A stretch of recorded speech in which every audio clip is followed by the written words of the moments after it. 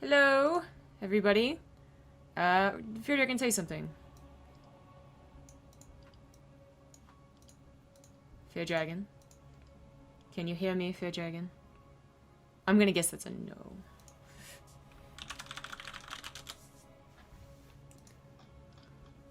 I can hear him.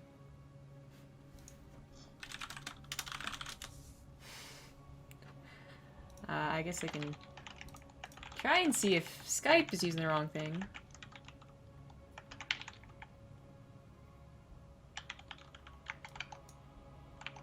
Amazing. Skype's always amazing. Ah, no, that's the correct microphone. Restart. Oops. Guess I'll hide that for now. You saw all the technical problems! Oh no! And the Skype ad.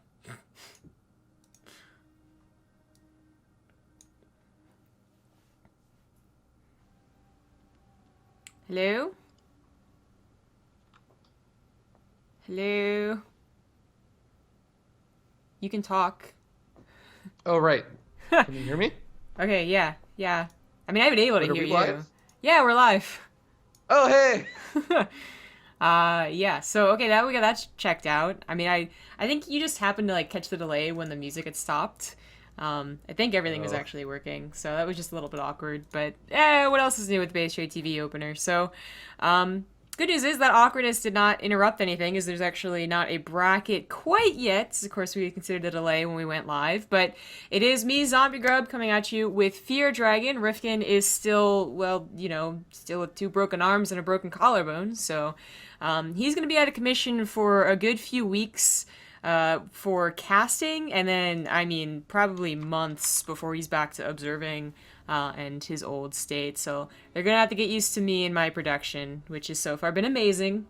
Thanks for noting. Of course, as always, if there's any audio problems, there shouldn't be. Let me know, and I'll get those fixed. And we're just waiting for the brackets. So, how you doing, FeaR Dragon? I'm doing well. I stayed up too late reading manga, but, you know, feeling okay. Yeah. I stayed up late, like, actually working a little bit, and then I've been watching the show on Netflix. It's called The 70s, I'm pretty sure, and there's, like, I guess, like, a line of them, like the 80s and the 90s and stuff. I'm becoming edumacated. Like, VH1, I love the 70s, I love the 80s, and I love the 90s. I wish. I love those shows. No, it's actually like a, you know, like a, not a documentary, necessarily, but, like, an educational show that you'd find on, like, old History Channel. So they talked about, like, how violent crime increased in the 70s, how television changed in the 70s, the politics of the 70s. Actually, I was watching the last of the crime rate increase episode, and it actually kind of scared me. There's a lot of really messed up things that happened in the 70s. There's Jonestown, there was Ted Bundy, there was... Yeah, 70s was, like, gangster era, right? Gangster? No, I mean, well... I think what you're talking about is, like, New York, maybe? Yeah. Okay, yeah. Because, yeah, the New York was just, like, the Bronx was, like, nothing. Like, there was nothing there except violence and stuff. But now they talked about, like, you know, serial killers and mass murders and stuff. And I was like, damn, this is scary. I should not have been watching this at 2 in the morning. Is that what started the whole, like, keep your kids inside thing? Because I feel like that didn't really start until, like, the late 80s, early 90s. Yeah, I think so. The 70s really was just, like, I mean, like, they actually had, like, graphs, like, of the crime rate was increasing and shit like that. Like, it was terrible. Anyway, on to happier things like StarCraft, where fake people die. Where we just fight wars. Yeah, exactly. Actually, not necessarily StarCraft, but the channel, I suppose. So we've been away. I was on vacation, so I streamed up until I left, and then, of course, you know, Rifkin couldn't do very much. And there wasn't actually much to do, because I Am Shanghai was going to take all of the players. It didn't necessarily take our time slots, right? But it took all the players away. And the Neo Star League is still doing that, because that lasts throughout the week. But we're back for the Corsair Cup, but we definitely missed a lot of resubs. So really quick before we start looking for a games, I think the bracket might be done. Maybe FeaR Dragon, you can find us a good game. I want to shout out everyone that we missed, including a couple of donations. which is quite interesting. And of course, as always, thank you guys for helping out Wednesday and Thursday for the fundraiser. It was a great success, but then people have still been donating since then. So, I mean, as I put up on Thursday, it's all going to go to an emergency fund in case Rifkin needs more money, or just the BaseTradeTV emergency fund in case like our equipment breaks or anything like that. But okay, here we go. So I think I left off 4 days ago with Haplo, because I remember reading that comment. So Father Tress subscribed. Sounds a little familiar. Father Trey. Alaris, a good friend, asked about Rifkin's PayPal and found the BaseTradeTV one, I guess. Donated $75. Thanks for your help and what you do. Hope you get well soon. Oh, Acid Bean donated $30. Get well, Mr. Rifkin. Ace Vampire. Thank you for inviting me. Billy, 987 Bob, subscribed. I want to say that's a resub, but then didn't you resub today? Oh my god, how are you doing this, Billy Bob? Dr. Manhattan 72 subscribed. It's having trouble picking up like resubs, and also if you guys have any comments, it's also having trouble picking that up. We're ready to start. Yeah. Yeah, just go ahead and start, I guess. Tell them to start whenever. Okay. It looks like we're going to be getting into ZhuGeLiang versus FeaR, so a ZVP. It's a pretty good one to start things off. And I'll just go through these really quickly, because there's no map intro. Well, there's never has been for Frost, but especially not with me. Dr. Manhattan subscribed, and then MonkeyBot donated $25 2 hours ago, so I don't know when that was, what was happening then. Asmonaut63 donated $75. Check the blood, confirm he's a vampire. A Wandering Gnome donated $25. Get better, Rifkin. Nosneb782 donated $50. A Queen's Transfuse costs 50 energy to heal 125 health. Hope this helps and get well soon. I like it. It's clever. Robin Ruler was a new sub right before the stream even started, so I don't know what he was doing, but he was lurking. And Billy Bob, again, resub 7 months. I don't know how that worked. Kinky Mal, resub for 21 months. And that's it. So let's get into the game where... Oh, no, I forgot to update those things. So why don't you do the intros while I...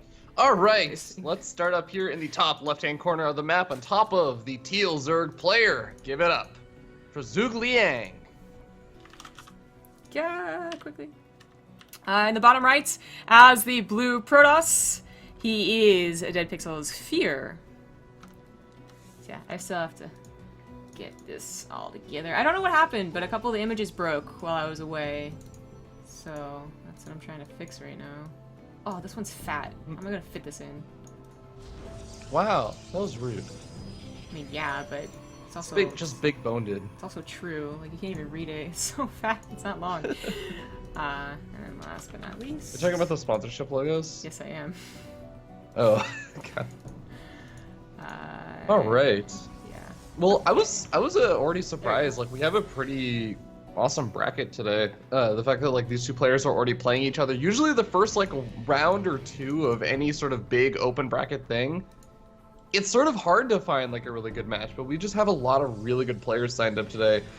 Whether it be like some of these South American players like Eric and such, or whether you talk about like some of the European players like Night End, FeaR, ZhuGeLiang. I think I saw Damaga and Nurchio Nurchio signed up, which I thought was funny because he was just playing in like 2 days ago in the IEM Shanghai stuff.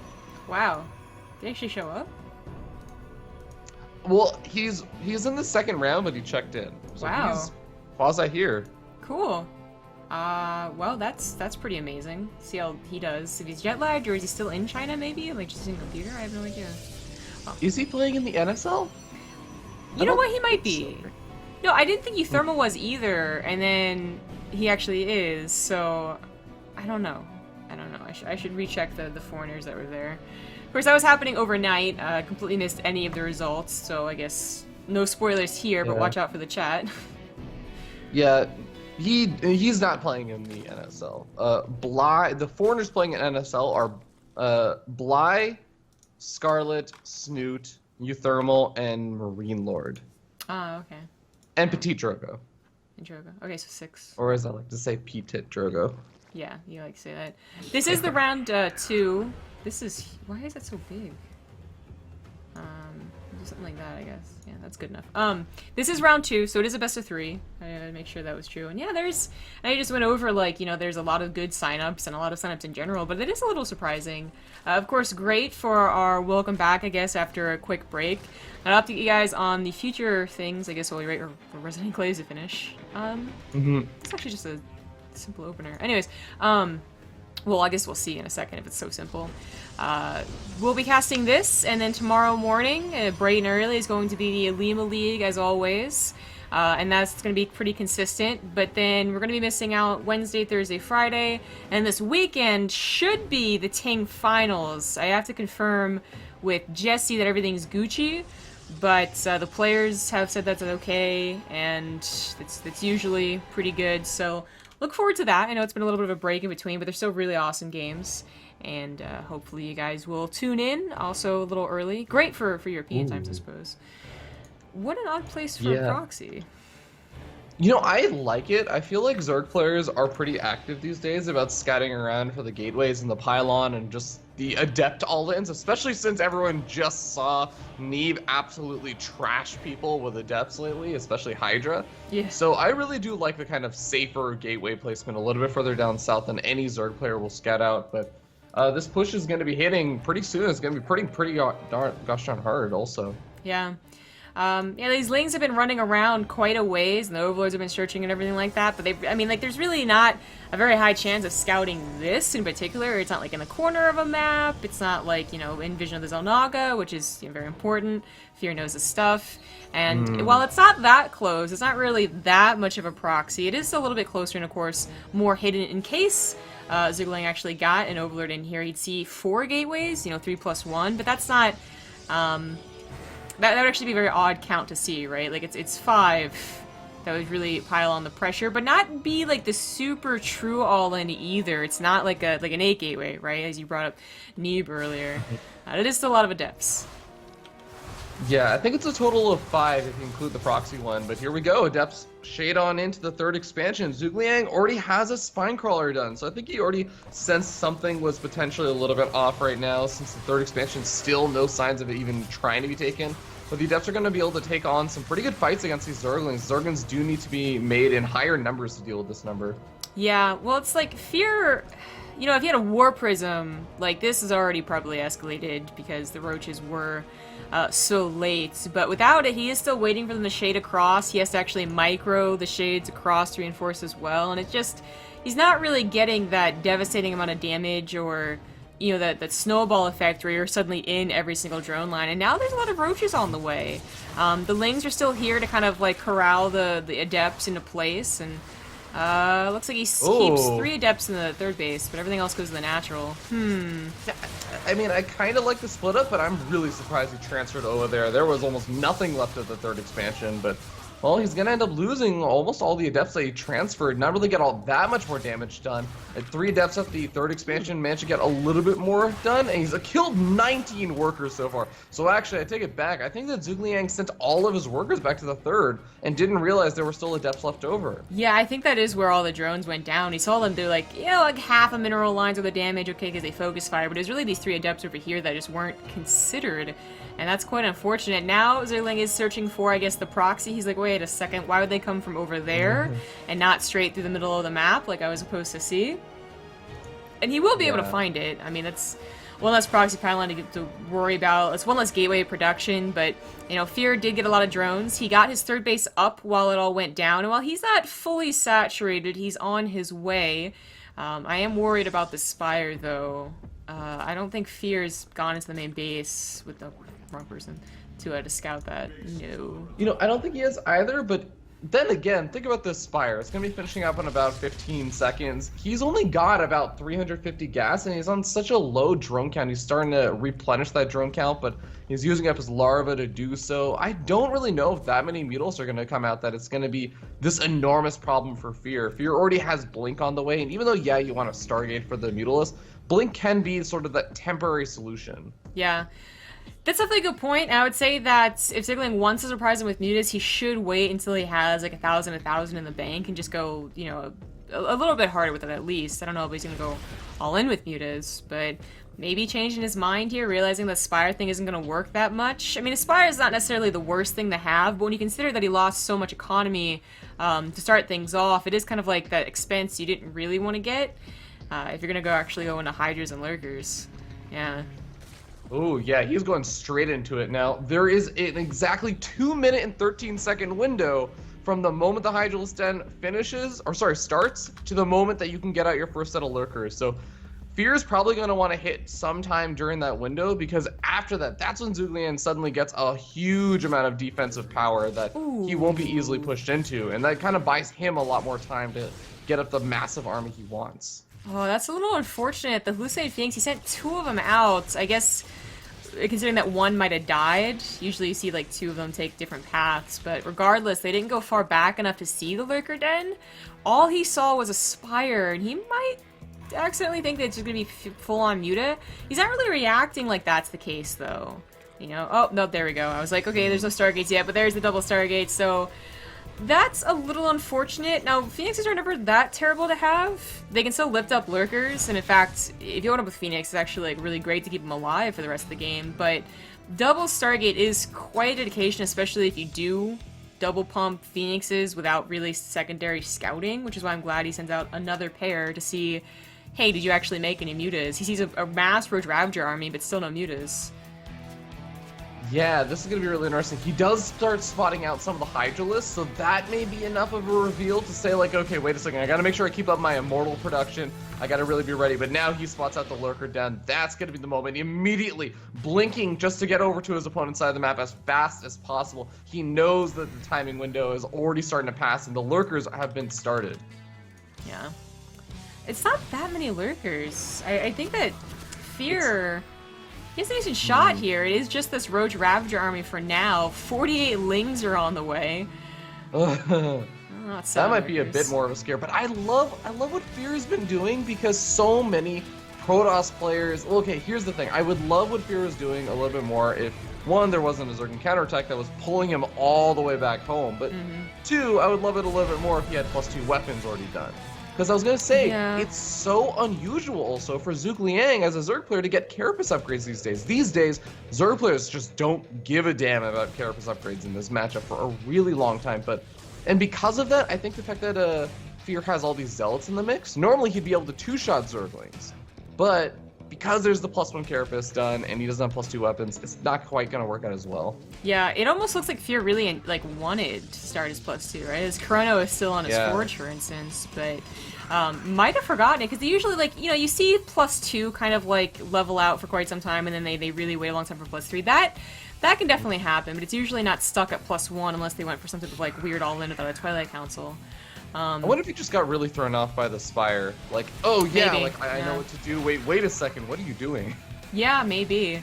But he should definitely get it. And you're absolutely right, a lot more Zergs are just they're just whatever to the Carapace, going all in on those attack upgrades. But there are still some Zergs that, do what FeaR, or what ZhuGeLiang does and goes for this 1-1-1. He is focusing, though, a little bit more, I guess, on his melee upgrades, especially now that his Broodlords are on the way out. These definitely paying off for Stalkers. Yeah, these are just kind of patrolling. They should be able to get away, without many losses, but against Lings it's a little tricky. Alright, well, the harassment on the bottom left-hand side does get cleaned up with Photon Overcharge and a couple of Stalker Warpins. And FeaR is getting to that point where he's very close to max out. ZhuGeLiang, surprisingly enough, the Zerg player that has the kind of scarier army in some ways, but is definitely undersupplied compared to his Protoss counterpart. Yeah. And FeaR may be able to just push in over here, cancel this 4th, but I don't know, or sorry, 5th. I don't know if he can push in any further safely. He's gonna have to push in now, though. I guess maybe not. It looks like he canceled one of his Stargates, which I actually really quite like.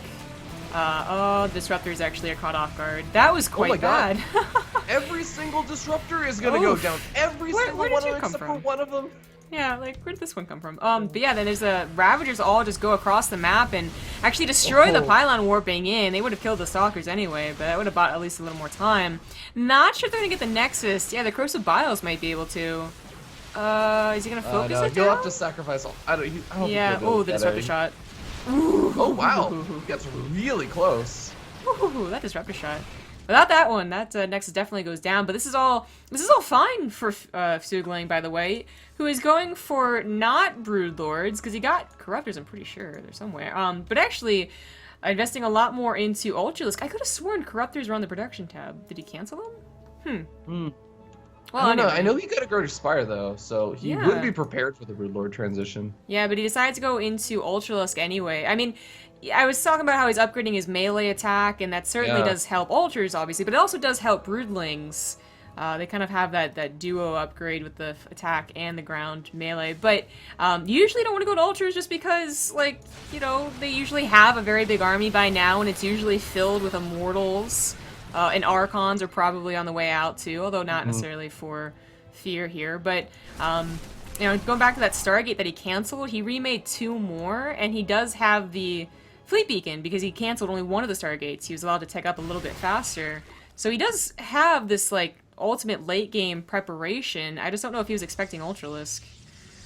Yeah, and honestly, the Immortal count isn't as high as I generally envision a super late game Protoss player. Like, FeaR is maxed out, sure. He's getting up Tempest, sure. He's got all of the different kinds of form of late game tech, but none of them are in massive amounts. I mean, the Disruptor count is pretty good, but there's a lot of Stalkers in this army. There's a lot of units that aren't necessarily the hyper late game Protoss Death Ball army units that you normally envision. Yeah.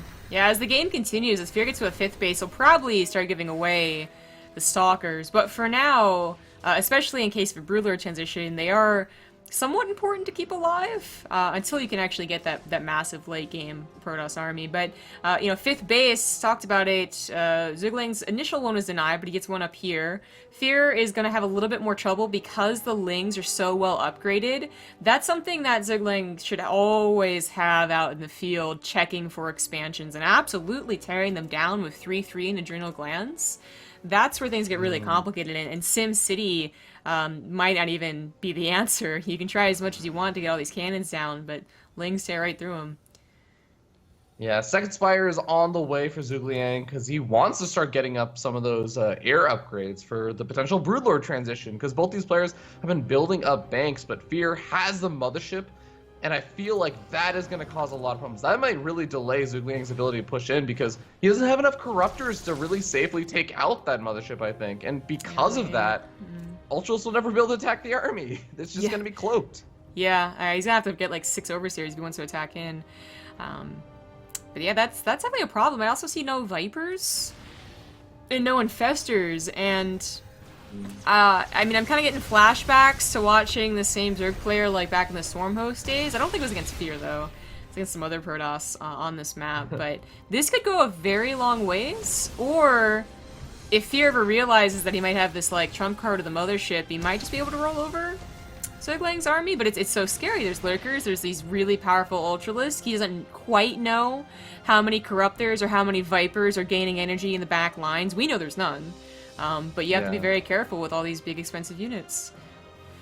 This is a really weird and odd game for Legacy of the Void. This feels like a Heart of the Swarm game almost, but with this mix-in of some of the Legacy of the Void units like Disruptors. But I will note, FeaR, oh boy, this Ultras run by might be able to do a little bit of damage. The Photon Cannon wall is going to make it so difficult for these Ultras to get on top of the Nexus, and the Mothership comes back. Cloak it all. Amazing. Oh, that's really well done. But I want to say, like, that is really FeaR's only actual mining base right now. Whereas, meanwhile, ZhuGeLiang has an expansion in the top right. He has a newer expansion in the bottom left that is getting harassed right now by the Stalkers. But I do feel like ZhuGeLiang's economic position in building up that bank is a lot better. And because of that, he's almost got a 6k mineral bank compared to around now a 2k mineral bank of FeaR. Yeah. It all comes down to the engagement, though, and usually at this stage, I would give Protoss a very heavy favor.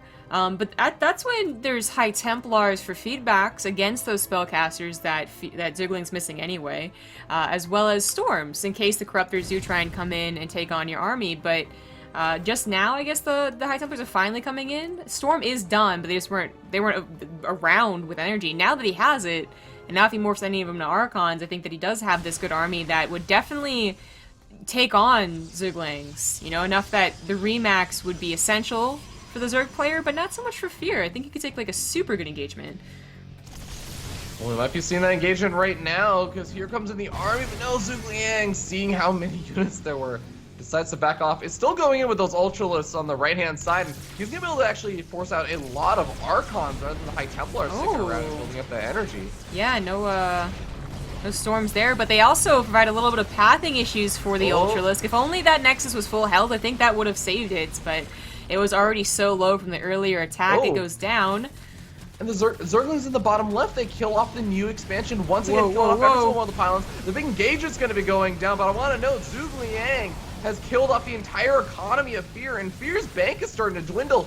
FeaR's taking a really good engagement over here, but I feel like he's got a win over here. Okay, that blink forward cost him like 13 stock or something. That was a little unnecessary because the Immortals are already chipping through everything. But this is one of those, like, the game is so odd because we still have a lot of reliance on ground army as opposed to usually at 20 minutes in ZVP. It's all about that air. But the ground army of FeaR absolutely takes on these Ultralisks, and I'm really like, yeah, don't just go back on an Ultralisk. That will not work out for you. Broodlords might not even work out for you because he has yet to actually touch these Tempests, I believe. Like, the Corruptors get in there and then they had to leave with the Ultralisk running away. Base goes down. Yeah, this is like the big fear for I think a lot of Zerg players, where you have a lot of trouble touching that big Protoss Deathball late game army, even without the High Templars that you keep talking about being mixed in.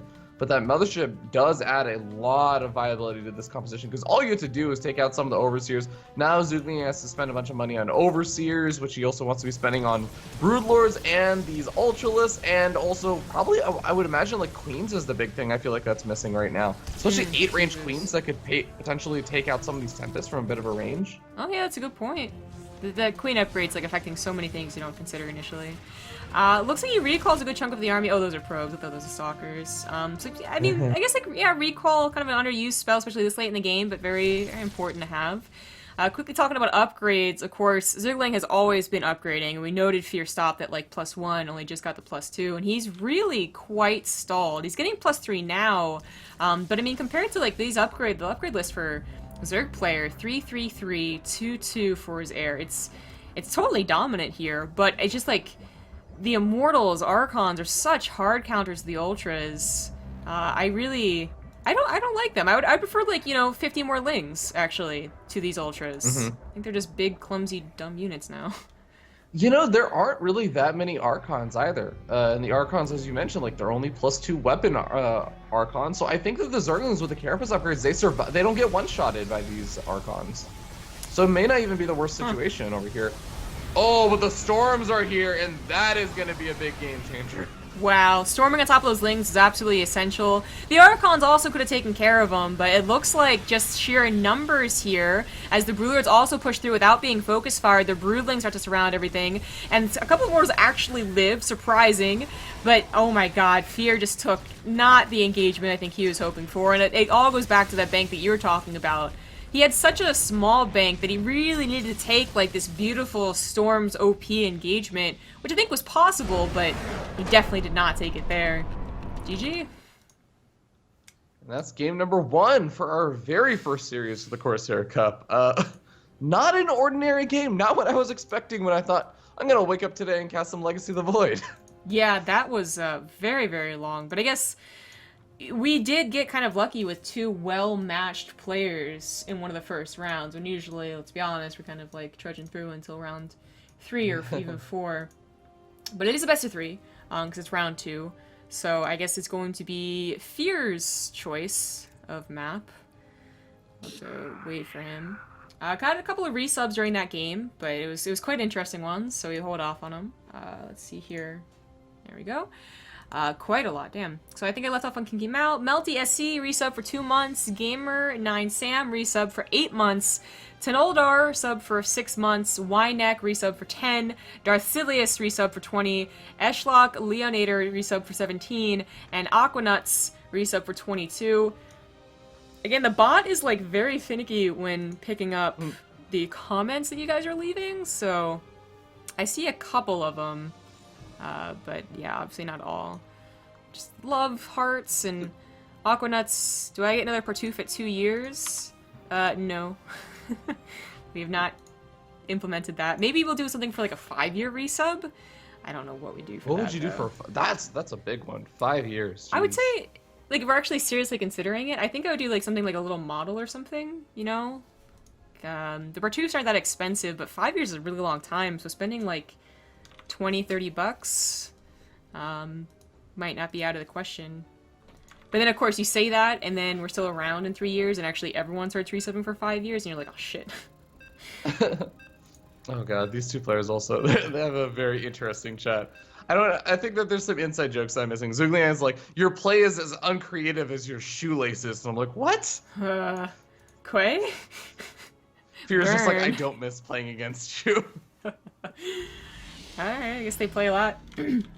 Either online tournaments or on ladder, I suppose. Alright, New Gettysburg. It was this guy's choice, and he is down, there we go, 1-0. He's the blue Protoss, FeaR. And in the bottom left-hand corner, we have the teal Zerg player. Currently up 1-0, it's ZhuGeLiang. That wasn't the cleanest late game PvZ I've ever seen, to be honest. From both parties, I really think that the Ultralisks could have, in a different game, cost ZhuGeLiang the game, but FeaR also, you know, he couldn't really expand to 5 bases. Frost does get a little tricky at certain points for expanding when you're not Zerg, and had no remax, but also took a pretty bad fight. And there was a couple of bad fights in there too, losing a lot of disruptors and whatnot. But New Gettysburg is such a different map. We could see another late game scenario for sure. If you get to a 3rd base, it seems like generally you're going to get to a 4th. I don't know about 5th and 6th, but it could happen. Yeah, you know, the other thing about this map, there's 2 things I want to talk about. It's the fact that in that last game, ZhuGeLiang was able to really come back from this weird position where it felt like he just wasn't going to be able to take a good army engagement through the fact that he did all of this constant counter harassment. And while you don't normally see this kind of bridge that we see this probe walking down on the south side, use that often in the late game, that's a really good area for big Zergling counterattacks and everything. So that might come into effect. But the other thing is island expansions. I really think that an island expansion for FeaR or something against a player that is giving him so much trouble with like this harassment, taking out expansions at the later stage of the game, that could be a really strong option. Yeah, that is a really good point. They usually consider the island bases, but there are a couple of pro gamers, and of course a lot of people on ladder who are trying to get sneaky bases away. What the shoe metaphors, like the metaphors for things that you put on your feet, are amazing, apparently. I can't explain that one, but we'll just try and watch the game, I suppose. Yeah, the island bases, good tool, but we see so many people not using them quite yet. Some of the sneakier people do, but it's more about taking this expansion.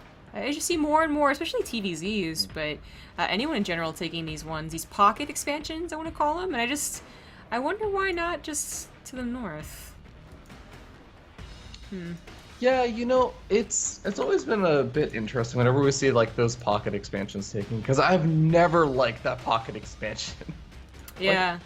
For most army compositions, like, it causes problems. If you are a Protoss player and you're worried about like, oh, you're thinking, oh, I'm pushing along that route. Well, you're opening up your natural expansion to like big run-bys and everything because it's so far away. If you're a Zerg player, like you're expanding toward your opponent, like it's gonna be so much easier for them to move in and take it out. Like I really struggle to find a good place where someone is like, this is an advantageous expansion to take. Yeah, the only thing I think of is that you can expand, defend, and attack if you are the more aggressive player in the game, which in Legacy of the Void, I think definitely any race can be the aggressor depending on your playstyle.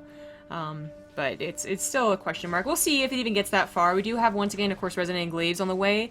This time, no proxy. This time, not 5 gateways, just the 3 that is usually associated with an expansion build. And these Overlord speed runners, just speedy little devils, are going to see everything. They really don't have to worry about it. Yeah, ZhuGeLiang sees that Resonant Glaives is going to be finishing up in about 30 seconds, and he's already thrown down the Spine Crawler. He's getting ready for the defense. Now, the last game, he did a pretty good job of the defense overall. I mean, he lost some Zerglings, lost a couple of drones and everything, but it was really that point where he didn't realize 3 Depths did not shade over to his natural, and he lost like 10, 11 more workers or something like that. So, as long as that doesn't happen, I feel like ZhuGeLiang showed that he's pretty capable of dealing and making sure that he doesn't just like lose the game to the Adepts. Yeah. There's of course always a question of like what do Protosses do with their adepts? You still have some that are stuck in the past, like 6 months in the past, and they suicide when they shouldn't.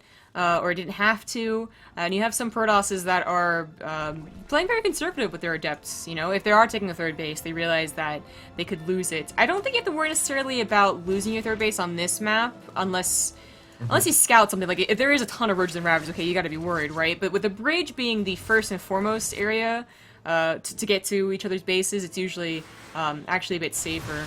But there are a lot of Lings. They're made for the adepts. Not quite enough, though. It's kind of close. Close enough, I suppose. The reinforcement to take everything It was gonna soften them. Yeah. Gonna soften some of them up at least. And that does mean, oh, well, we got only 3 adepts heading over to the main base. Did all the rest of them die? Yeah, all the rest of them went down. No, the Lings did a good job. They didn't get quite in the best position, but there just was enough Lings, and this last one they taken down by a Queen. Good job. And this is where, like, okay, yeah, if you made, well, actually, he's making a lot of Roaches right now. If you made a lot of Roaches and a lot of Lings, the Roaches don't have speed. You turn them into Ravagers, though. You could try and either go through the north, which is longer, or try and go to the south, as some of the Lings doing. You could try and take advantage of the fact that you took down quite a bit of their army supply. And that seems to be what ZhuGeLiang's going to at least poke and try and do. I think that poking's definitely, like, totally viable. I think this is honestly more than a poke right now, and he's going to be able to get some okay damage done on these sentries. I think he takes out 1 or so of them, but he has to back up because he didn't wait for his Roaches. He saw an opportunity, he tries to seize it, doesn't quite work out, but he's sitting on 34 drones. He lost a lot of workers, losing 10, but it's not just that, it's how many Zorglings he made, I think.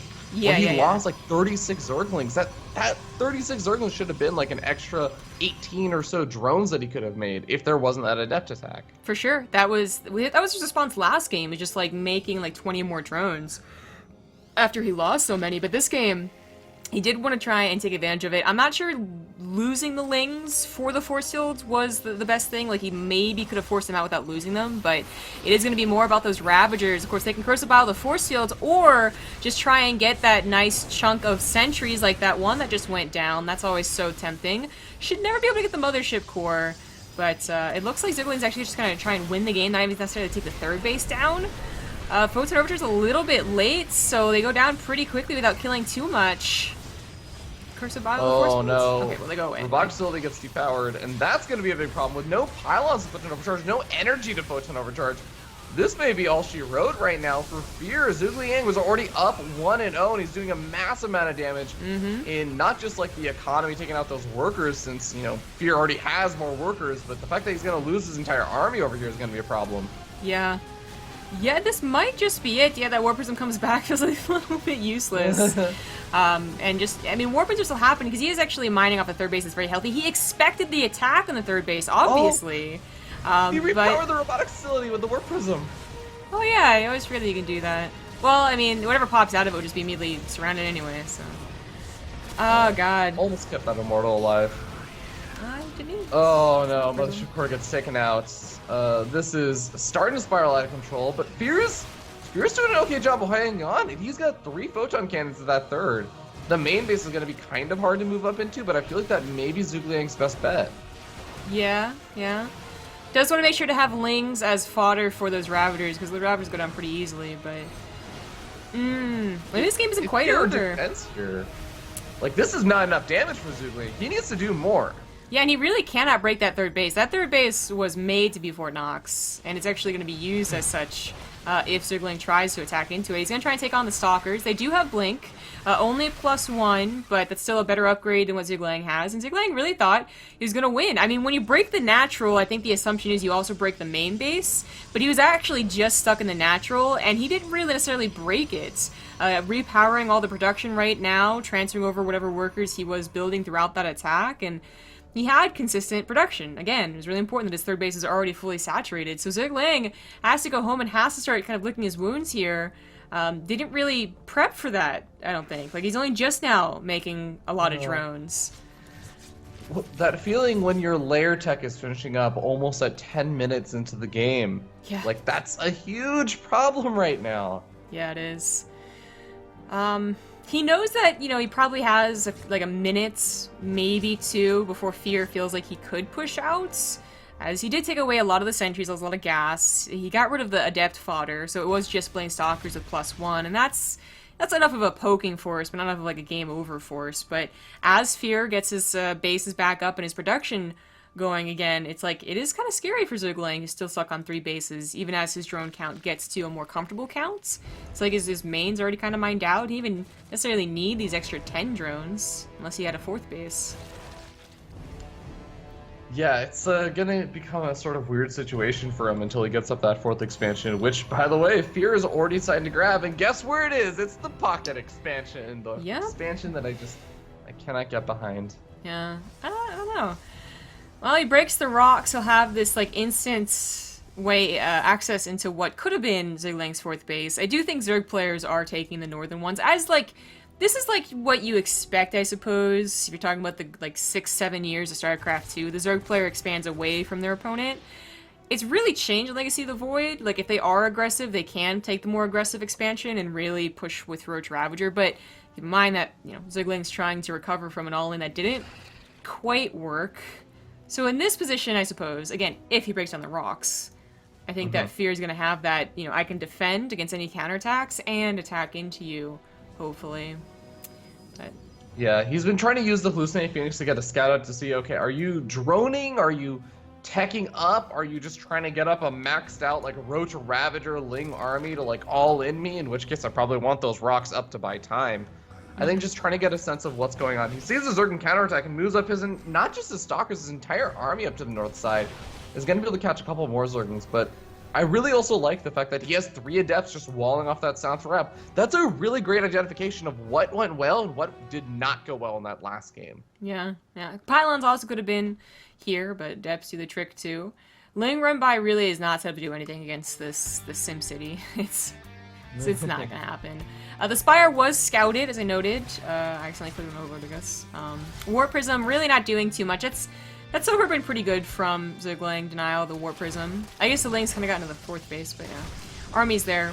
But the Muta is, how are they going to help out versus Blink Stalkers with +2 army? Like, that's the one thing they're pretty bad against. And there's only 4 of them on the way. Oh boy, Disruptor Shot's killing off a lot of the Ravagers. It's such a Ravager-heavy army. I don't even know if there's a Roach in this army. There's like 2. They're so small compared to the Ravagers, you can barely see them. A couple of the Immortals were caught by the Lings, which is pretty important as their shields are all down. But it is just Ravagers, and they go down fairly quickly. Another Disruptor Shot, not the best. Up, another one. Bit better. It looks like it's numbers. He's going to end up losing the Disruptors possibly to the Zerglings, but yeah, like you were saying, the numbers are just here for FeaR. And Zerglings are starting to rally out. They're doing a lot of damage. They have the +1 melee attacks upgrade, but the big problem is that they're all just rallying out in a big limbo line, and that allows FeaR to take a pretty good engagement versus them. And this is now spiraling out of control, but I think he's going to be able to push on further than his opponent did. GG. Alright, tied up 1-1. That means we're going to go to our first ad break of the day. Thanks so much for returning and resubbing and watching, guys. See you in 2 minutes.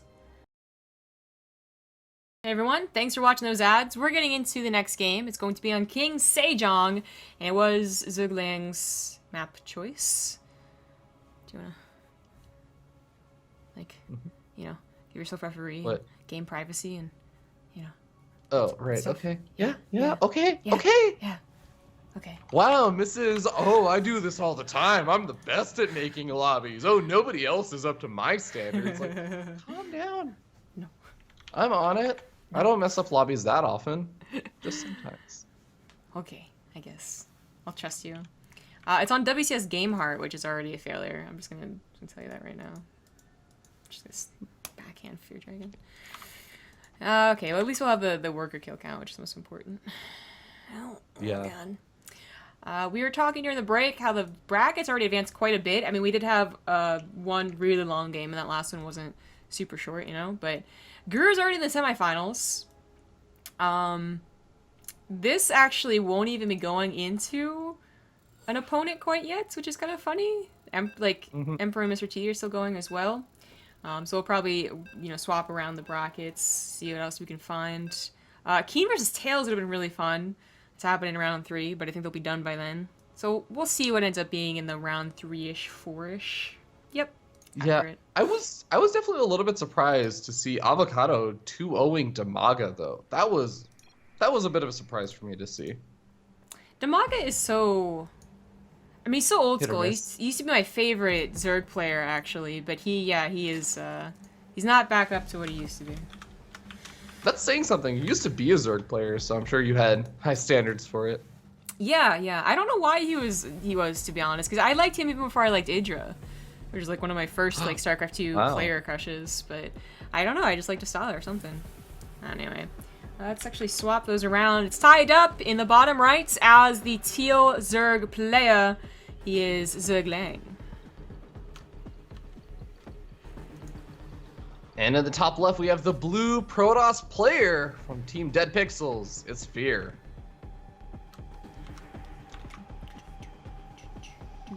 I want to just note there was continued shoe metaphors in the chat lobby before the game started. Still can't follow them. Still have no idea what they were talking about. Yeah, I didn't even catch it. Feels bad, man. Gotta pay attention to ads. I feel like ZhuGeLiang is like one of those people that you hear him talk for like 30 seconds to a minute, and you're just like, he's one of those people that has a lot of inside jokes. Like I can just feel it. Really? You talked to him? No, I don't talk to him. I'm saying like he's one of those people. people Oh, you feel that, like I'll if see you him did talk to him. Gotcha. No, yeah, like I'll see him talking or something on like, whatever, a talk show or the Evolution Chamber or something for like 30 seconds to a minute. I'm like, he's one of those people that just has inside jokes with everybody. I can just feel it. Okay. Someone brought up in the chat, I didn't even notice this, right? We brought up Nurtio earlier. He got 2-0'd by Eric. Eric, definitely a name I see on the brackets a lot. Oh, wow. I think he's GM. So it's not like the most like embarrassing result, right? But it does line up with every single other player that's come back from an event and tried to participate in online tournaments. Like they're jet lagged, they're kind of maybe a little burned out, and they want to continue playing StarCraft because they're probably practicing today, Or maybe Nurtio's just all washed up. Or maybe that, he lost once and he's just like, I'm just losing to everyone now. It's terrible, but it happened to Harsum right after he won Home Story Cup and he tried to play. And I was like, man, he just got to America. I don't know if it's gonna work out, but oh well. Anyway, that's the curse of StarCraft, right? Like you have like it used to be back in 2012 or 2011. It's like we just crowned the new world champion, and then they go out the round of 32 like next week at a tournament. Yeah. They're like, oh, whoops. Yeah, it's definitely more of a testament in StarCraft 2 than it was in Brood War if you're consistent. I feel. Everyone's gonna argue about like the design of the games, but it really just has to go down to tournament opportunities. There's so many more tournament opportunities, even as we critique the WCS system than there were in Brood War, with like basically only 2 tournaments and then Pro League. So when you see Nurtio actually get the top 4 or top 8, I think was the last this recent result, it still is actually really impressive. Ooh, okay. I think that we might be seeing a big all-in from FeaR this game. There's no Mothership Core, and he's going to be throwing down a couple of gateways. Resident Glaze is coming out once again, but I feel like this is going to be a much more aggressive push-in than the previous games. I feel like it's got to be. Last game, he really held off on the Mothership Core. I kind of noted that on the Observer side of things. Like, the Adepts were running across the map, and then he started his Mothership Core. So I don't know. This might be the same thing. Maybe. As he tries to take a third base. I mean, King Sejong is, I think, a little more difficult than New Gettysburg. It's actually, I think, along the same lines as Frost for getting a third base. It's like kind of like a little farther out, not quite as safe as like Dusk Towers, but it's going to be chasing. No, he's not gonna chase. Okay. I want to bring up something really quickly. The fact that ZhuGeLiang has constantly and consistently across these games always gone for like these safety spore crawlers.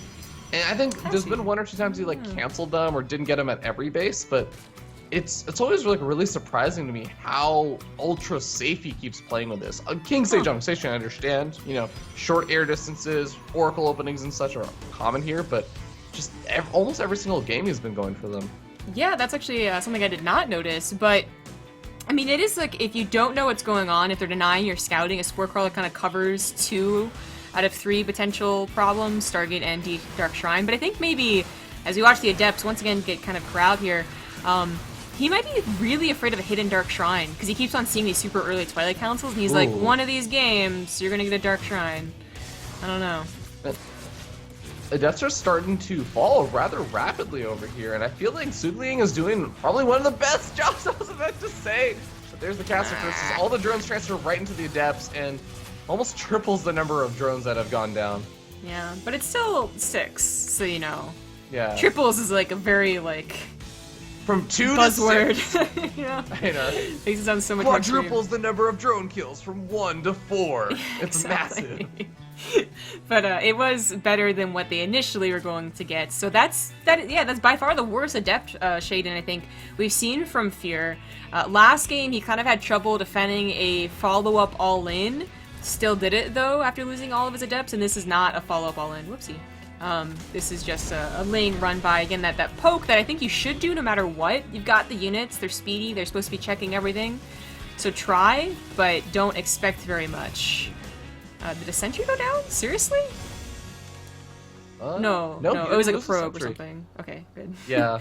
Good, because that would have been really bad. Just ultra patience on those sentries. Yeah, that would have been super bad if he was trying to be like super cool, and because that's what I do, right? Like in your own games, you're like, yeah, pro gamers like hold off forever to put a force field down. All my sentries are dead. Oh no, I don't take any risks with them. I'm just like, there's 3 Zerglings attacking my sentry. Throw down like 4 force fields. I'm like, I've trapped you now. You can't escape. Oh no, I don't have any force fields for the follow-up. Feels bad. Yeah, but that was good. That was good. The Warp Prism, not so good, as I was gonna say. The Spore Crawler and the Natural on King Sejong should just be a given in almost like any matchup. I'd even like maybe could argue for ZVC, just because there are so many opportunities to catch the flying, you know, Overlords, Warp Prisms, Medivacs more often, of course, in the Natural. That it's so useful to, you know, put a drone in there, and the mineral's no Spore Crawler. So that was a little. I think it was a mistake by FeaR to try and do that, but he does save the Adepts, and the Warp Prism's still alive, and that's what counts. Lucent Fiend's gonna try and get some more scouting done. Sees a lot of roaches and Change up in lings. the upgrade. Yeah, change up in the upgrades though. There are still a lot of those Zerglings out right now, but it's mostly roaches in production, and ZhuGeLiang is not getting any of the melee upgrades this game, which is different from all the other games he's been playing, where he'll go for a lot of roaches, maybe get out those Ravagers, but he's been focusing on those melee upgrades before anything else.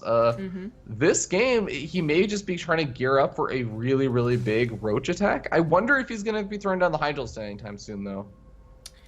It does kind of feel like a huge roach attack. You know, like maybe if it does damage, he'll throw down a Hydralisk Den, even before maybe at 4th base, because if it doesn't work, you're in trouble. But yeah, just making a lot of lings, more Overlords on the way to get that big rush of units ready to go without getting supply blocked, and no 4th base. FeaR is trying to get an idea of what's happening. I think he has a pretty good one. Just seeing this many lings and roaches this quickly, he might even be able to tell there wasn't a 4th base without actually checking, but he's also going to check, it seems. So he knows he has to defend. Yeah. He's got units too. And he sees the army moving. That's slow warping though. Awkward. It makes it. Double robos on the front line, kind of. I actually don't know how they get through. This might be a little awkward, but we'll see. He already has I think they have to move in behind the mineral line. Yeah, I think so. I'm actually gonna watch that. He doesn't even have him chrono boosted though, which is a bit of a problem. Actually, like, a huge problem. Blink forward on top of the lings? That was... I don't know. I think he's trying to get a surface area in a big concave so that he can actually get on top of this army, but the force fields, they're holding back the army. The problem is the Ravager shots have also taken out a lot of this army. ZhuGeLiang is pushing on forward. The Immortals are staying alive on the backside, but this is definitely getting a bit dicey, especially since the Adepts are now harassing in the main base. Oh, I'm not even paying attention to the actual fight. I was paying attention to how those Immortals got through. And the slow warp-ins that were happening from FeaR. Damn.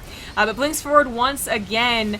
His Immortals are still alive, and that is really what's quite important. So even as he loses the Stalkers, he takes out enough of the Roach Ravager army to be worth it. Do not get hit by Corsair Biles. And the Warp Prism still lives, even if it was denied. Oh, FeaR takes a massive lead in this game. It even catches some of the reinforcements still being rallied over. He's still continuing to do small bits of damage with this Warp Prism, and it's still alive, as you mentioned. So he can continue to harass. ZhuGeLiang has to make more units because he knows that there's going to be a big counterattack, but also he has to save some of those units to deal with the Warp Prism. Like, this is the catch-22. He's already at a low drone count, and he has to make units. Yeah. And they're bad units, too. You know, they were barely good going up against Blink Stalkers with upgrades, Sentries, and Immortals. But now, as more Immortals come through, as more production gets through, when FeaR has an economy, it's like, oh, it's gonna be a terrible army. Oh, that Dark Shrine finally coming into effect here. But I think FeaR could maybe just win with this push. If he does everything correctly, even army supply doesn't mean much when it's Roach Ravager. Yeah, I really do feel like ZhuGeLiang's going to be relying on some pretty amazing Corrosive Biles to do something. And FeaR moves into the 4th expansion location and sees, oh, you still don't have it. Yeah. Well, maybe I just don't have to push in then. I can just take a 4th for myself. I know I did a lot of damage, and I can just kind of move back, get some reinforcements, and try and poke continuously. Yeah, he played it pretty safe last game when it was pretty obvious he was going to win, but he still played it safe, so doing it again here. He might wait for the Dark Shrine just to do a combo attack, Dark Templars in the 3rd base while he attacks to the right side and actually commits with it, but he could also commit with it. He might get the force fields here in time to be able to take down the hatchery. They're a little bit late, and the Lings do get on top of the sentry, so that doesn't quite work out, I think, as he was imagining. Yeah, still, just keeping the army occupied is effectively securing this 4th expansion until he gets up enough units. DTs are now going to be coming out, and I guess there's one Overseer out on the map, and it is with the army, so you should be able to spot them if they just run straight into the army. That's exactly what they're doing, and what they shouldn't be doing. Well, he takes out the Overseer. There you go, he gets the Overseer with the blink forward. A little unnecessary, though, I gotta say. Like, just, could have sent him off to the left side, but having a little bit of trouble with this army as he just was caught a little bit awkwardly, but he does have the better one. The force fields come down. The Immortals did have their shields and forced the back lines, but he's taken down the army of ZhuGeLiang. GG. FeaR is going to move on to the next round after taking his first series in the Corsair Cup number 29. Congrats. Goes on to the round of 3. He'll be facing Mr. T. I rhymed. I would love to get into Lily King versus Namshar, but I'm gonna guess they've already started. Oh, wait a minute. Hey, start. Yeah. He's in the lobby. Lily King's in the lobby. Yes! He invited me. He knows us so well. Nice. They waited for us. Thanks. Ooh, and the winner of this goes on to play versus Guru in those quarterfinals that you were talking about. He got there so early. Yeah. Yeah. Keen also advanced over Tails 2-0. He's been looking pretty good. We have Knighten versus Natural. Natural, I think, is the same Natural. Is a Korean amateur or a Chinese one. I actually forget, but I think he's a Terran player. So that might actually be a good match. I don't know who's going to go on to face Neuro. Dude, did you see that I faced Neuro on ladder during that stream? You did? Yeah. I was so surprised. God. I was on my... I think it was on my main alt account. So I was like Masters, but I'm like not very high Masters. I like only just got into it. And he just, I think he was experimenting with a style that he hadn't practiced before. Because I beat him, like, not just like, oh, I beat him, and it was so tough. Like, I beat him really easily on Dasan Station. I think he was trying to incorporate early burrow attacks again. You know, like, they existed in Heart of the Storm. They existed in, like, Legacy of the Void Beta, but I think they really fell off, and he was just trying to make them work again. And it was Dasan Station, so, you know, that's always questionable. Dasan Station is a fantastic map. I love that map. I know that there are a lot of people who hate it, but I just feel like it's a map that I think over time, I think in like 3 months, people are going to be like, I'm really glad that was in the map pool. I mean, Arena is the same thing. You know, everyone was like, oh, this is terrible. And then everyone was like, oh, actually, I like watching it. No, you know what? I'm going to say, like, from the first week that Arena was out, or like, I think it was like 2-3 weeks in, people were like hating on Arena. And I remember I distinctly said, like, you know, I really like Arena. I feel like all of my favorite games tend to happen on Arena. Like, it's the most interesting map.